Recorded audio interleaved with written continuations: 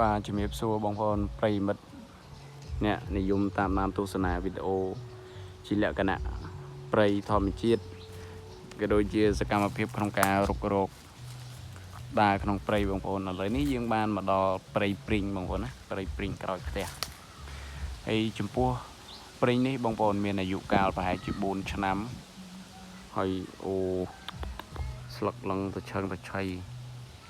បងប្អូនចាប់ផ្ដើមផ្កាកាលណាចាប់ផ្ដើមផ្កាគេជំរុះស្លឹកចាស់ដើម្បីបង្កើតនៅស្លឹកថ្មីហើយបន្ទាប់មកផ្កាបងប្អូនប្រហែលរយៈពេល1ខែ2ខែទៀតគឺយើងដល់រដូវព្រីងហើយឥឡូវនាំបងប្អូនទៅមើលផ្កាបន្ទាប់មកគឺយើងដើរទៅដើមទឹកដោះគោបងប្អូននេះផ្កាព្រីងច្រើនណាស់បងប្អូនអូ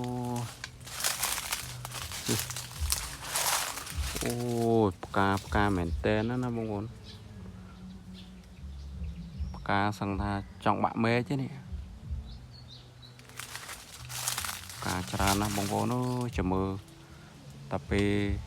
បានផលហ្នឹងខ្ញុំថតជូនបងប្អូនទស្សនានេះគឺនេះព្រីងយើងមានច្រើនដើមបងប្អូនច្រើនមែនទេហើយវាចាប់ផ្ដើមផ្កាព្រមគ្នាតែម្ដងឥឡូវនេះនាំបងប្អូនមកមើលផ្លែទឹកដោះគោអូទឹកដោះគោទុំមកហើយបងប្អូនហើយនោះអូទុំសបងប្អូនទុំសឲ្យខ្ពស់ពេកផុតពីដៃពិបាកក្នុងការបេះវាបងប្អូនឥឡូវ zoom ឲ្យបងប្អូនមើលទេនោះឃើញទេបងប្អូនឃើញអត់សម្បល់ក៏ចេញមកដល់ទុំមកហើយបងប្អូនអូយយើងអត់មានអ្នកហូបបងប្អូនដល់ពេលខ្ញុំពិបាកបេះទៅទុកចោលដែរអត់មានអ្នកហូប